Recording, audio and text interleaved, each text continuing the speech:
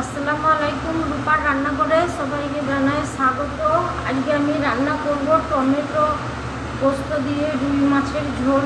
এটা গরম ভাতে খেতে দারুণ লাগে। রুই মাছ তো অনেক রকম করে খেয়েছেন, তারপরে আমি যেভাবে রান্না করছি এভাবে খেয়ে দেখুন কেমন লাগে। প্রথমে আমি একটা কড়াই বসিয়ে দিয়েছি, কড়াইয়ের মধ্যে দিয়ে দিচ্ছি সরিষার তেল।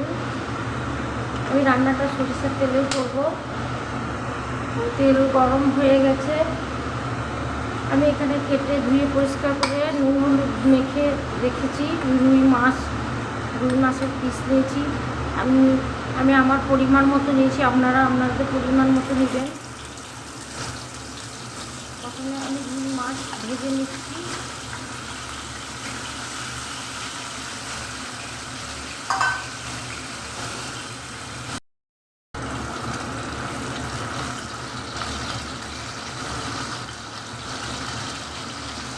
এইভাবে পাল্টে লাল লাল করে আমি একটু ভেজে নিচ্ছি।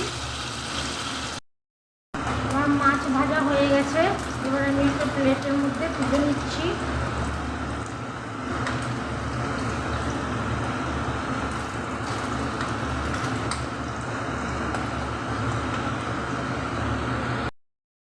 মাছ ভাজা তেলের মধ্যে দিয়ে দিচ্ছি আমি একটু কালো জিরে,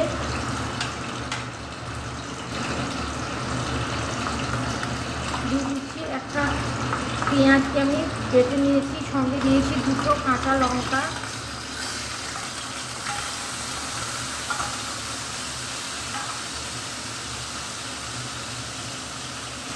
দিয়ে দিচ্ছি আদা রসুন বাটা, দিয়ে দিচ্ছি কাঁচা জিরে ধনের গুঁড়ো। মশলা আমি ভালো করে ভেজে নিচ্ছি।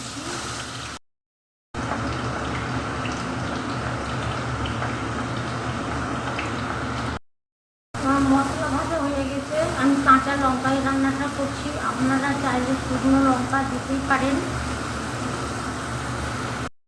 ভাজা হয়ে গেছে, এবার দিয়ে দিচ্ছি এখানে আমি দুটো টমেটোকে কুচিয়ে নিয়েছি, সেটা আমি দিয়ে দিচ্ছি।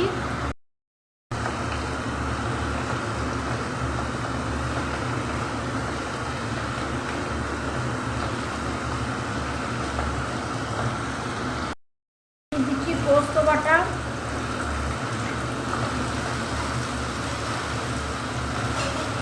বাটিটা ধুয়ে আমি আর একটু জল দিয়ে দিচ্ছি, আর একটু আমি ভালো করে নেড়ে নিচ্ছি।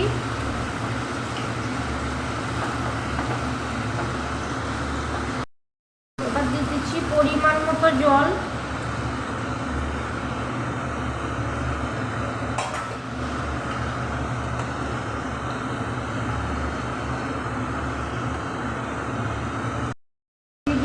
স্বাদ মতো লবণ। ঢাকনা ঢেকে টমেটো কিছুক্ষণ সেদ্ধ করে নেব।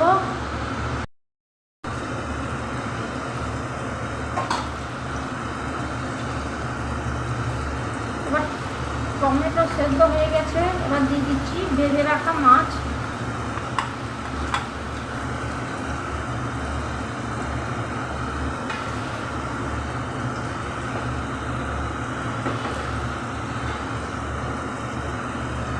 ঢেকে আর কিছুক্ষণ আমি জাল করে নেব।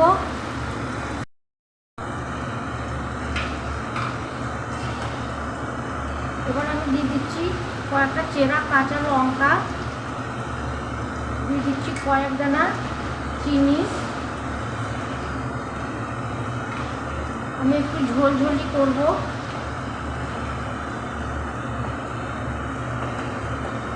আর গ্যাসটা বন্ধ করে ঢেকে আমি কিছুক্ষণ রেখে দেবো।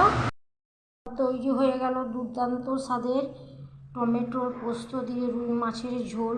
দেখুন দেখতে কতটা লোভনীয় হয়েছে, খেতে তো দুর্দান্ত। গরম ভাতে যদি এইরকম একটা রুই মাছের পোস্ত টমেটোর ঝোল থাকে তাহলে তো আর কিছুই লাগবে না। অবশ্যই একবার ট্রাই করুন, ভালো লাগলে আমাকে সাপোর্ট করুন। সবাই ভালো থাকুন, সুস্থ থাকুন, আর রূপা রান্নাঘরের সঙ্গে থাকুন।